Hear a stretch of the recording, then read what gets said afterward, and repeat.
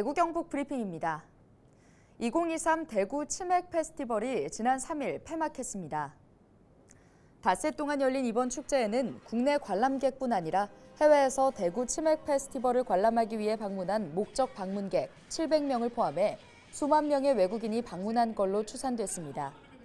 또 두류공원 시민광장 조성으로 축제장 환경이 대폭 개선되면서 관람객 입장이 훨씬 원활해졌고 좌석 공간도 확대돼 관람객들의 만족도를 높였다는 평가를 받았습니다.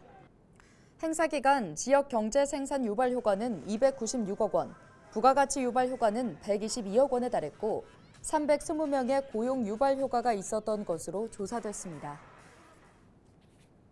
2023 영양고추 핫 페스티벌이 오는 18일부터 4일 동안 서울시청 앞 서울광장에서 열립니다.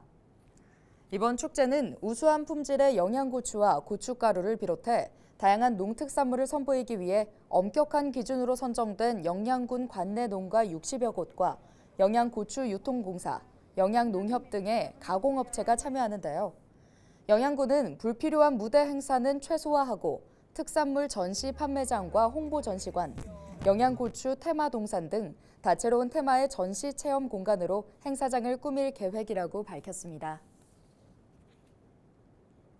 문경시가 2023년도 제2회 추경 예산안을 512억 원으로 편성해 시의회에 제출했습니다.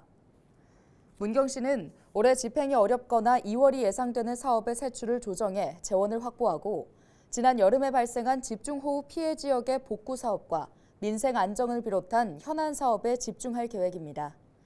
주요 재난복구 예산으로는 읍면동 소규모 수해 복구비로 30억 원, 수해 복구 장비 임차비 27억 원 등이 반영됐고 주요 현안 사업으로 농민사관학교 이전 건물 증축 18억 원, 외식 산업개발원 조성 17억 원 등이 반영됐습니다. 0.7명, 올해 2분기 우리나라 합계 출산율입니다. 2분기는 물론 전체 분기를 통틀어 역대 최저치인데요.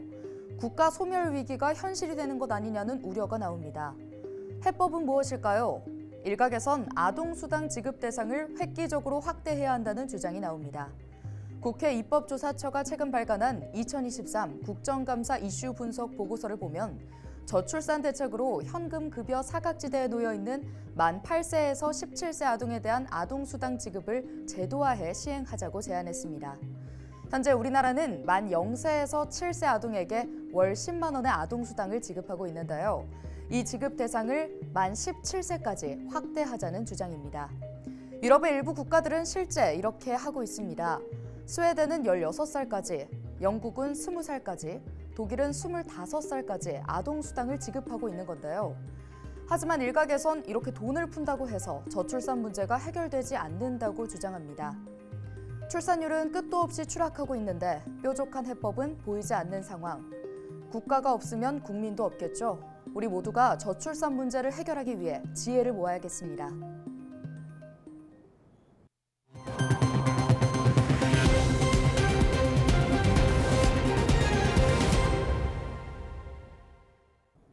박열의사 기념사업회가 관동대지진 100년을 맞아 2023년 박열의사 기념관 한일학술회의를 지난 1일 개최했습니다. 학술회의 주제는 관동대지진 조선인 학살과 대역 사건으로 관동대지진 조선인 학살과 박열, 가네코 후미코 대역 사건의 관계를 재조명하고자 선정했습니다. 이날 회의에는 한국과 일본 연구자들이 함께하며 두 나라의 연구 성과를 발표하고 토론하며 역사 인식에 대한 공유점을 찾아가는 시간을 가졌습니다. 의성경찰서 다문화 치안봉사단이 최근 다인면 서흥리 일대에서 범죄 예방을 위한 순찰 활동을 벌였습니다. 지난 8월 4일 출범한 의성경찰서 다문화 치안봉사단은 필리핀, 베트남, 태국 등 다문화 가구 3개국 9명으로 구성돼 있으며 안전한 지역사회를 만들기 위해 지역 순찰과 쓰레기 줍기 등 환경 정화를 병행하며 범죄 예방 활동을 지속 전개할 예정입니다. 오늘 준비한 소식은 여기까지입니다. 지금까지 대구 경북 브리핑이었습니다.